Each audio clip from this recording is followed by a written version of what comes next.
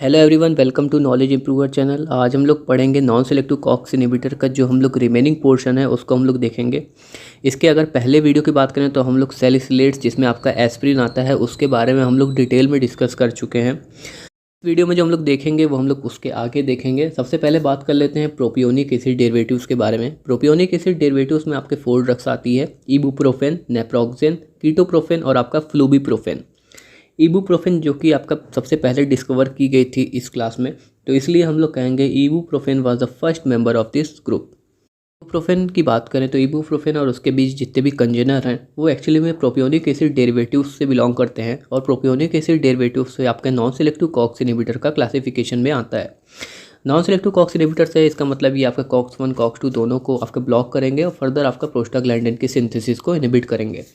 तो वही चीज़ आपका सेकंड पॉइंट में लिखा हुआ है कि ibuprofen and their congener inhibit prostaglandin synthesis by blocking COX 1 and COX 2 pathway. Next point की बात करें तो नेक्स्ट पॉइंट में लिखा हुआ है कि naproxen is the most potent drug of this group. कहने का मतलब है कि जो नेप्रोक्सेन है आपका प्रोपियोनिक एसिड डेरिवेटिव में, वो एक्चुअली में कम अमाउंट में आपका ज़्यादा लॉन्ग ड्यूरेशन तक आपका एक्शन ये शो कर सकता है एज़ कम्पेयर टू आपका इबुप्रोफेन, कीटोप्रोफेन और आपका फ्लूबिप्रोफेन से। पॉइंट को बात करें तो नेक्स्ट पॉइंट को डिस्कस करने से पहले मैं एक चीज़ बता दूं, क्योंकि आपका प्रोपियोनिक एसिड आपका जो है वो NSAIDs का पार्ट है। तो जितने भी आपके NSAIDs होते हैं वो आपका प्लेटलेट एग्रीगेशन को इनहिबिट करता है। यहाँ पे अगर हम बात करें तो यहाँ पे आपका प्रोपियोनिक एसिड डेरिवेटिव में प्लेटलेट एग्रीगेशन को जो इनहिबिट करेगा वो एक्चुअली में सारी ड्रग करेंगी, लेकिन यहाँ पे जो प्रोपियोनिक एसिड डेरिवेटिव है उसमें आपका जो नेप्रोक्सेन है वो एक्चुअली में काफ़ी लंबे समय तक जो है वो आपका प्लेटलेट एग्रीगेशन को इनहिबिट करता है, और इबुप्रोफेन जो है वो एक्चुअली में बहुत ही शॉर्ट ड्यूरेशन तक आपका प्लेटलेट एग्रीगेशन को इनहिबिट करेगा। अगर हम नेक्स्ट पॉइंट की बात करते हैं तो नेक्स्ट पॉइंट में आपका यही चीज़ लिखा हुआ है कि inhibition of the platelet aggregation longest action is produced by the naproxen while the shortest action produced by ibuprofen. हम लोग डिस्कस करते हैं एडवर्स इफेक्ट आपके प्रोपियोनिक एसिड डेरिवेटिव का, क्योंकि आपको पता है कि आपका नॉन सेलेक्टिव कॉक्स इनहिबिटर से बिलोंग करता है और ये कॉक्स 1 को भी इनहिबिट कर रहा है। कॉक्स 1 को इनहिबिट कर रहा है तो इसकी वजह से आपके जितने भी आपके GIT के जो एडवर्स इफेक्ट होते हैं वो आपके ये शो करेगा, जैसे कि आपका नोजिया, वॉमिटिंग और आपका गैस्ट्रिक डिस्कम्फर्ट। चीज़ आपका यहाँ नेक्स्ट पॉइंट में लिखा हुआ है कि nausea, vomiting and gastric discomfort जो कि साइड इफेक्ट शो करता है माइल्डर और less as compare to indomethacin और एस्प्रिन। ये आपका जो है बहुत ही कम साइड इफेक्ट शो करता है एज़ कम्पेयर टू आपका एंडोमेथासिन जो कि आपका एस्टिक एसिड डेरिवेटिव से बिलोंग करता है, और आपका एस्प्रिन जो कि आपका सैलिसिलेट से बिलोंग करते हैं। दोनों ही आपके NSAIDs में आते हैं। नेक्स्ट एडवर्स इफेक्ट की अगर हम बात करें तो इसमें लिखा हुआ है कि हेडेक, टिचनेस और ब्लड विजन जो कि आपका एडवर्स इफेक्ट है that is produce because ibuprofen and their congener able to cross blood brain barrier. Propionic acid derivatives की बात करें तो प्रोपियोनिक एसिड डेरिवेटिव्स जो है वो आपका प्रेगनेंसी के स्टेज में आपका प्लेसेंटा को भी क्रॉस कर जाता है, जिसकी वजह से हम लोग क्या करेंगे, एक्चुअली में जो प्रोपियोनिक एसिड डेरिवेटिव्स की जितनी भी ड्रग हैं उसको हम लोग प्रेग्नेंट वुमेन में देने से अवॉइड करेंगे। प्रोपियोनिक एसिड डेरिवेटिव की बात करें तो प्रोपियोनिक एसिड डेरिवेटिव एक्चुअली में नॉन सेलेक्टिव कॉक्स इनहिबिटर है, तो ये आपका कॉक्स 1 कॉक्स 2 दोनों को इनहिबिट कर रहा है। कॉक्स 1 को इनहिबिट कर रहा है, इसकी वजह से आपका म्यूकस का प्रोडक्शन ये डिक्रीज़ करेगा, और क्योंकि आपका जब म्यूकस का प्रोडक्शन डिक्रीज़ होगा तो इसलिए ये अल्सर को जो है वो और बढ़ा देगा, तो इसलिए हम लोग अल्सर के पेशेंट में इसको हम लोग अवॉइड करेंगे देना। बात करते हैं इबुप्रोफेन ड्रग के बारे में। इबुप्रोफेन जो कि आपका बहुत ही अच्छे से आपका एनाल्जेसिक्स और एंटीपायरेटिक एक्शन ये शो करता है, लेकिन जहाँ तक हम इसके एंटी इन्फ्लेमेटरी एक्शन की बात करें तो वो एक्चुअली में वीक एक्शन शो करता है। तो वही चीज़ आपको लिखा हुआ है कि it is a simple analgesics antipyretic drug with weak anti inflammatory action. Point की बात करें तो इसमें लिखा हुआ है कि ibuprofen is rated as a safest traditional drug, और आपका it is considered as a OTC drug, means आपका ओवर द काउंटर ड्रग। इसका मतलब है कि आपका इसको हम जो है as a non prescriptional drug की तरह यूज़ कर सकते हैं। विदाउट प्रेस्क्रिप्शन हम लोग इसको मार्केट से या आपका रिटेल शॉप से हम लोग खरीद सकते हैं। इबुप्रोफेन के एडवर्स इफेक्ट की बात करें तो लिखा हुआ है कि less incidence to causes ulcer and GI irritation. ये आपका बहुत ही कम कह सकते हो इंसिडेंस होता है आपका अल्सर और गैस्ट्रिक इंटेस्टाइनल इरिटेशन का, तो इसी वजह से हम कह सकते हैं कि ये आपका ये सेफेस्ट ट्रेडिशनल NSAIDs है। इबुप्रोफेन के यूजेस की बात करें तो इसको हम लोग यूज़ कर सकते हैं जब आपका डेंटल सर्जरी होती है, तो उतनी समय जो भी आपका पेन होगा उसमें हम लोग यूज़ कर सकते हैं। Use to relieve the pain in a dental surgery. Also effective in dysmenorrhea. Dysmenorrhea आपकी ऐसी कंडीशन होती है जिसमें आपका यूटेरिन का कॉन्ट्रैक्शन होगा, और यूटेरिन के कॉन्ट्रैक्शन होने की वजह से आपका जो भी पेन अराइज होगा तो उसको ठीक करने के लिए हम लोग इबुप्रोफेन को हम लोग एज ए इफेक्टिवली हम लोग यूज़ कर सकते हैं। थर्ड पॉइंट की बात करें तो इसमें लिखा हुआ है कि it is not causes Reye syndrome, that's why we can use in a children. कहने का मतलब ये है कि जो आपको चिल्ड्रन होते हैं उसमें आपको रेई सिंड्रोम कॉज होता है। हम लोगों ने जब पिछले वीडियो में डिस्कस किया था एस्प्रिन के बारे में, तो हमने बताया था कि एस्प्रिन जो है एक्चुअली में रेई सिंड्रोम को ये बढ़ा रहा था। इस वजह से हम लोग चिल्ड्रन में जो है एस्प्रिन को नहीं देंगे, कॉन्ट्राडिक्शन रहेगा चिल्ड्रन के केस में, क्योंकि ये आपका रेई सिंड्रोम ये कॉज कर रहा है। इबुप्रोफेन की बात करें तो इबुप्रोफेन यहाँ पे आपका रेई सिंड्रोम को नहीं कॉज करेगा, इस वजह से हम लोग चिल्ड्रन में इस ड्रग को दे सकते हैं। रेई सिंड्रोम के बारे में मैंने इस वीडियो में डिस्कस किया हुआ है, वीडियो का लिंक मैं डिस्क्रिप्शन में प्रोवाइड कर दूंगा, तो आप इस वीडियो के बाद उसको चेकआउट कर सकते हो। नेक्स्ट हम लोग ड्रग के बारे में डिस्कस करेंगे जो कि होगा आपका नेप्रोक्सेन। नेप्रोक्सेन एक्चुअली में स्ट्रॉन्ग एंटी इन्फ्लेमेटरी एक्शन ये प्रोड्यूस कर रहा है, और उसके साथ में आप देख रहे हो कि आपका ये ल्यूकोसाइट के माइग्रेशन को भी इनिबिट कर रहा है। ल्यूकोसाइट के माइग्रेशन को इनिबिट कर रहा है, इसका मतलब ये है कि आपका ये एंटी इन्फ्लेमेटरी एक्शन को ये और प्रमोट कर रहा है, तो इसी वजह से आप कह सकते हो कि यहाँ पे आपका स्ट्रॉन्ग एंटी इन्फ्लेमेटरी एक्शन ये शो कर रहा है। एडवर्स इफेक्ट की अगर हम बात करें तो एडवर्स इफेक्ट जो है यहाँ पे आपका मोर कॉमन मतलब कह सकते हो कि बहुत ही ज़्यादा ये कॉज हो सकता है आपका गैस्ट्रिक ब्लीडिंग। और अगर हम इसके यूजेस की बात करें तो हम नेप्रोक्सेन का यूज़ हम लोग कर सकते हैं रूमेटॉइड आर्थराइटिस में, एक्यूट गोट के पेशेंट पे हम लोग यूज़ कर सकते हैं, और आपका एल्काइलोजिंग स्पॉन्डिलाइटिस में दे सकते हैं। एल्काइलोजिंग स्पॉन्डिलाइटिस एक तरह का एक आर्थराइटिस है जो कि आपका डायरेक्टली अफेक्ट करता है स्पाइन के पोर्शन को। इसको हम लोग बैक्ट्रियूज डिजीज़ भी कहते हैं।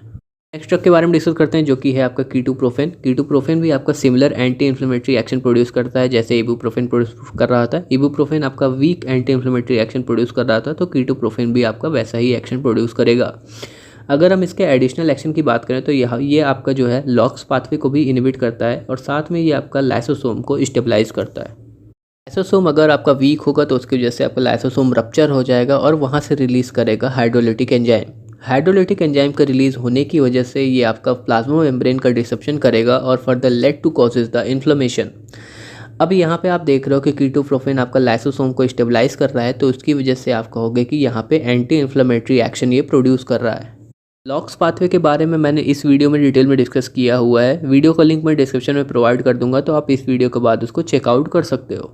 नेक्स्ट ड्रग की बात करते हैं जो कि है आपका फ्लूबीप्रोफेन। फ्लूबीप्रोफेन के बारे में बात करें तो ये आपका ज़्यादा अच्छा एंटी इन्फ्लेमेटरी एक्शन ये प्रोड्यूस करता है as compare to ibuprofen and ketoprofen. वही चीज़ आपको यहाँ पे लिखा हुआ है कि it gives more effective anti inflammatory action compare to ibuprofen. Ibuprofen के साइड इफेक्ट की बात करें तो जो मोर कॉमन साइड इफेक्ट है वो आपका गैस्ट्रिक रिलेटेड साइड इफेक्ट यहाँ पे कॉज होगा, और इसके अगर हम यूजेस की बात करें तो इसको हम लोग यूज़ कर सकते हैं as ocular anti inflammatory action की तरह। नेक्स्ट क्लास को डिस्कस करेंगे जिसका नाम है आपका फेनामेट डेरिवेटिव, जिसको हम लोग कहते हैं एंथ्रेनेलिक एसिड डेरिवेटिव। इसमें जो ड्रग आती है वो होती है आपका मेफेनेमिक एसिड। मेफेनेमिक एसिड की अगर हम लोग बात करें तो मेफेनेमिक एसिड आपका एंटीपायरेटिक और एनाल्जेसिक एक्शन बहुत अच्छे से शो करता है, लेकिन आपका जो एंटी इन्फ्लेमेटरी एक्शन है वो एक्चुअली में वीक शो करता है। अगर हम मेफेनेमिक एसिड के एडवर्स इफेक्ट की बात करें तो जो मोस्ट कॉमन साइड इफेक्ट आपका कॉज होता है मेफेनेमिक एसिड से वो होता है आपका डायरिया और आपका इपीगैस्ट्रिक डिस्ट्रेस। मेफेनेमिक एसिड का जो एक्सक्रीशन होता है वो एक्चुअली में यूरिन और बाइल के थ्रू होता है। और अगर हम इसके यूजेस की बात करें तो मेफेनेमिक एसिड क्योंकि आपका एनाल्जेसिक एक्शन बहुत अच्छे से शो करता है, इस वजह से इसको हम लोग जॉइंट पेन, मसल पेन्स में हम लोग बहुत अच्छे से यूज़ कर सकते हैं। डिस्मेनोरिया में भी यूज़ करते हैं क्योंकि आपका उसमें भी यूट्रिन कॉन्ट्रैक्शन की वजह से पेन होता है। क्लास को डिस्कस करेंगे जो कि है आपका enolic acid derivative. Enolic acid derivative में आपकी दो ड्रग्स आती हैं, पायरोक्सिकैम और टीनॉक्सिकैम। यहाँ पे हम लोग जो डिस्कस करेंगे वो सिर्फ डिस्कस करेंगे पायरोक्सिकैम के बारे में, क्योंकि टीनॉक्सिकैम और पायरोक्सिकैम के जो फंक्शंस और जितने भी आपके जो एडवर्स इफेक्ट और यूजेस हैं वो आपके बहुत ज़्यादा सिमिलर है। पायरोक्सिकैम की बात करें तो एक्चुअली में it is a long acting potent NSAIDs। कहने का मतलब है अगर हम लोग पायरोक्सिकैम टीनॉक्सिकैम दोनों की बात करें तो ये एक्चुअली में आपका बहुत ही आपका कम अमाउंट में आपका बहुत ही लॉन्ग ड्यूरेशन तक आपका एंटी इन्फ्लेमेटरी एक्शन ये प्रोड्यूस कर सकता है। पॉइंट को डिस्कस करें जिसमें लिखा हुआ है कि जो पायरोक्सिकैम है वो एक्चुअली में रिवर्सिबली आपका इनिबिट कर रहा है साइक्लोऑक्सीजनेस मींस कॉक्स को, और आपका प्रोस्टाग्लैंडिन के सिंथेसिस को इनिबिट कर रहा है। हम लोगों ने जब आपका एस्प्रिन डिस्कस किया था तो एस्प्रिन में मैंने बताया था कि जो एस्प्रिन है वो एक्चुअली में आपका इरिवर्सिबली आपका कॉक्स को इनिबिट कर रहा है, लेकिन यहाँ पे आप अंतर देख रहे हो कि आपका जो पायरोक्सिकैम है वो एक्चुअली में रिवर्सिबली आपका कॉक्स को इनिबिट कर रहा है। नेक्स्ट पॉइंट की बात करें तो नेक्स्ट पॉइंट में लिखा हुआ है कि it decreases the production of the IgM rheumatoid factor. Point को मुझे एक्सप्लेन करने के लिए थोड़ा आपको रूमेटॉइड आर्थराइटिस के बारे में बताना पड़ेगा। रूमेटॉइड आर्थराइटिस एक ऐसी कंडीशन है, ऑटो इम्यून डिजीज़ है, जो कि आपका जॉइंट में इन्फ्लेमेशन कॉज करती है। अब आपको वहाँ पे इन्फ्लेमेशन कॉज होगा, उसकी वजह से आपका पेन अराइज होगा। यहाँ पे जो ये आपका इन्फ्लेमेशन कॉज हो रहा है उसमें आपका एक एंटीबॉडी का बहुत ही इंपॉर्टेंट रोल है, वो है आपका IgM एंटीबॉडी। IgM एंटीबॉडी आपका रूमेटॉइड आर्थराइटिस को कॉज करती है।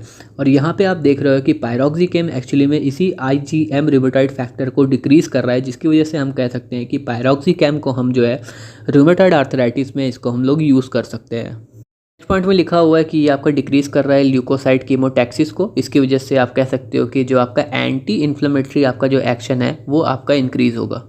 हम ऑक्सीकैम ड्रग के एडवर्स इफेक्ट की बात करें तो आपका जो मोस्ट कॉमन साइड इफेक्ट आपका शो करता है वो आपका GI साइड इफेक्ट मीन्स आपका गैस्ट्रो इंटेस्टाइनल साइड इफेक्ट ये शो करेगा। दूसरा आपका ये अल्सरोजेनिक आपका एजेंट की तरह काम करेगा, मीन्स आपको ये अल्सर को बढ़ाएगा और आपका ये स्किन रिएक्शन कॉज करेगा, जैसे कि आपका रैशेज होना और प्रूरिटिस का मतलब होता है आपका इचिंग होना। जिसकी बात करते हैं तो यूजेस में आपका जो पायरोक्सिकम का हम लोग यूज़ करते हैं क्योंकि आपका ये लॉन्ग टर्म आपका एंटी इन्फ्लेमेटरी एक्शन ये दे रहा है, तो इस वजह से हम लोग इसको रोमेटॉइड आर्थराइटिस में देंगे, जिसको मैं पहले ही आपको बता चुका हूँ। ऑस्टियो आर्थराइटिस में इसको देंगे और प्लस आपका स्पॉन्डिलाइटिस में भी हम लोग इसको यूज़ कर सकते हैं। अगर हम अगले पॉइंट की बात करें तो यहाँ पे लिखा हुआ है कि it is not considered as a first choice of drug because it causes toxicity. First choice of drug की तरह हम लोग इसको कभी भी कंसीडर नहीं करेंगे क्योंकि ये टॉक्सिसिटी कॉज कर रहा है। जैसे कि आप देख रहे हो कि आपका मोस्ट कॉमन जो साइड इफेक्ट आपको प्रोड्यूस कर रहा है वो आपका जितने भी GI साइड इफेक्ट है वो प्रोड्यूस कर रहा है।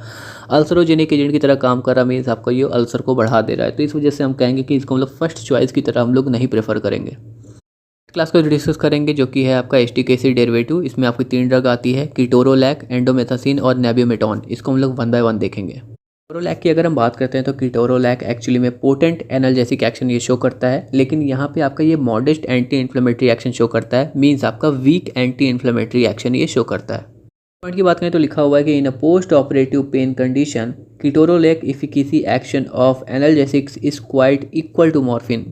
कहने का मतलब है कि जब आपका ऑपरेशन हो जाता है तो उसके बाद जो पेन अराइज होता है तो उसमें हम लोग मॉर्फिन देते हैं, वो आपका बहुत ही अच्छा एक्शन शो करता है। तो उसी से आपका मिलता जुलता कह सकते हो उसी के इफिकेसियस एक्शन आपका कीटोरोलैक भी शो करता है।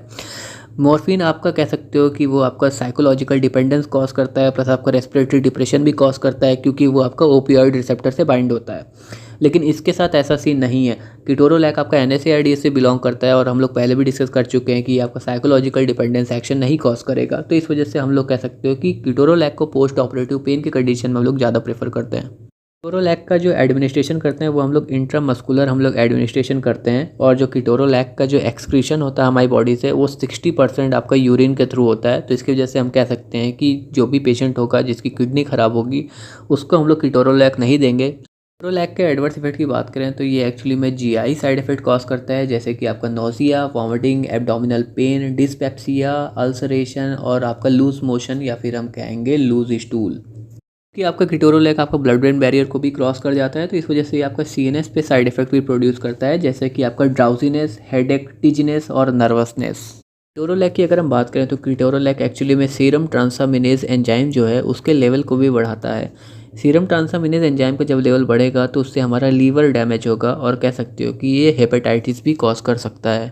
इफेक्ट की बात करें तो अगर हम लोग कीटोरोलैक को अगर 5 डेज से ज़्यादा हम लोग अगर एडमिनिस्ट्रेट करते हैं तो फिर ये रेनल टॉक्सिसिटी कॉज कर सकता है। यूजेस की अगर हम बात करें तो यूज़ इसको हम लोग पोस्ट ऑपरेटिव पेन में करते हैं और साथ में इसको हम लोग एक्यूट म्यूकोस्केलेटल पेन में भी इसको यूज़ कर सकते हैं। रेनल कोलिक में यूज़ कर सकते हैं। रेनल कोलिक का मतलब है कि आपका जो आपका स्टोन फॉर्म हो जाता है किडनी में, और स्टोन की वजह से आपका यूरिनरी ट्रैक्ट आपका ब्लॉक हो जाता है, जिसकी वजह से आपका पेन अराइज होता है। कीटोरोलैक का यूज़ हम लोग बोनी मेटास्टैटिस में जो आपका पेन कॉज होता है उसमें भी कर सकते हैं। बोनी मेटास्टैटिस एक ऐसी कंडीशन है जिसमें जो कैंसरस सेल्स होती हैं उसके अंदर आपका ट्यूमर पाई जाती है। वो ट्यूमर जब आपका कैंसरस सेल्स को ब्रेक करती हैं और फिर वहाँ से ट्यूमर निकल के वो आपका स्प्रीड होने लगती हैं बोन्स पे, और वहाँ पे स्प्रीड होके ये वहीं पे मल्टीप्लाई करने लगती हैं अपने आप को। तो इस कंडीशन को हम लोग कहते हैं बोनी मेटास्टैटिस, और इसकी वजह से आपका पेन अराइज होता है। तो इसमें हम लोग कीटोरोलैक दे सकते हैं। ड्रग के बारे में डिस्कस करेंगे जो कि है आपका एंडोमेथासिन। एंडोमेथासिन जो कि कह सकते हो आपका एक इंडोल एस्टिक एसिड डेरिवेटिव है, और इसकी अगर हम बात करें तो ये एक पोटेंट एंटी इन्फ्लेमेटरी ड्रग है विद एंटीपैरेटिक एक्शन।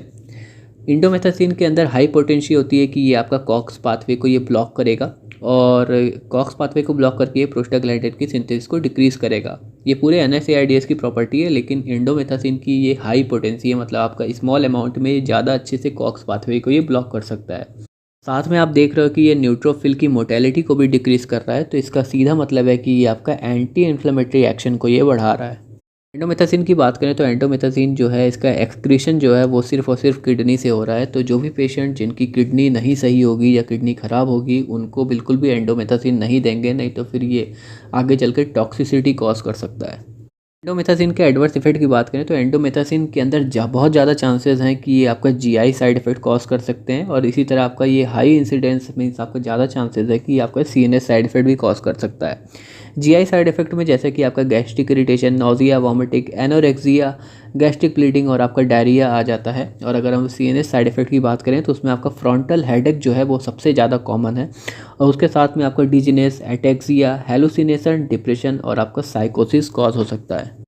एंडोमेथासिन के अगर हम यूज़ की बात करें तो एक्चुअली में जो इसका यूज़ है वो एक्चुअली में हम लोग ज़्यादा नहीं करेंगे, क्योंकि ये एक्चुअली में प्रोमिनेंट साइड इफेक्ट कॉज कर रहा है। हम लोगों ने ऊपर भी देखा था कि आपका जीआई साइड इफेक्ट कॉज हो रहा था, सीएनएस साइड इफेक्ट कॉज हो रहा था, है ना। तो इस वजह से हम लोग इसका ज़्यादा यूज़ नहीं करेंगे, रिजर्व की तरह रखेंगे, क्योंकि ये आपका एक पोटेंट एंटी इन्फ्लेमेटरी एक्शन दे रहा है।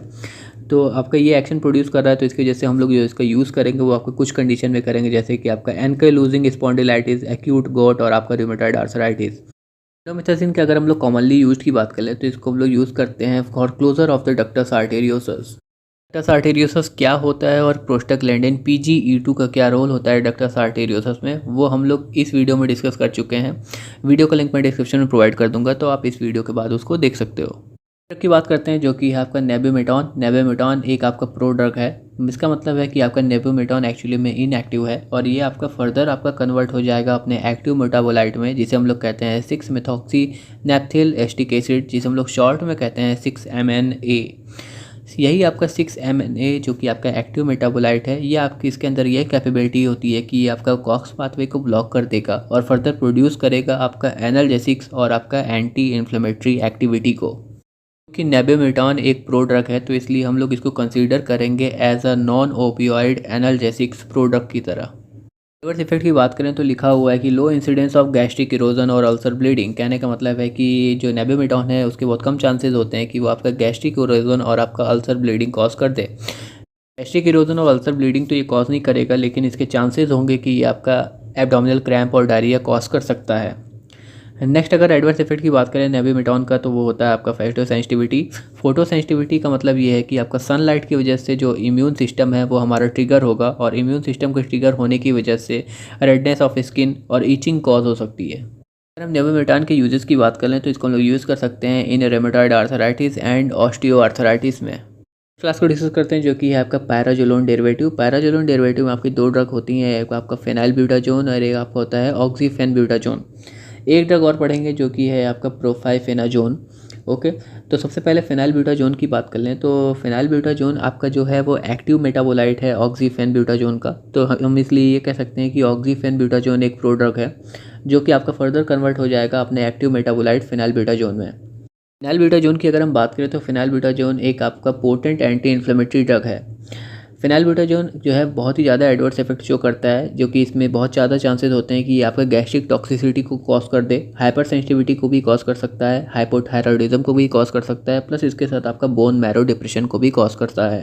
बोन मैरो डिप्रेशन हम कह सकते हैं कि एक आपका इंपॉर्टेंट एडवर्स इफेक्ट ये शो कर रहा है phenyl butazone. Bone marrow depression की वजह से कह सकते हो कि आपका जो ब्लड सेल्स होती हैं वो प्रॉपर तरीके से फॉर्म नहीं होंगी।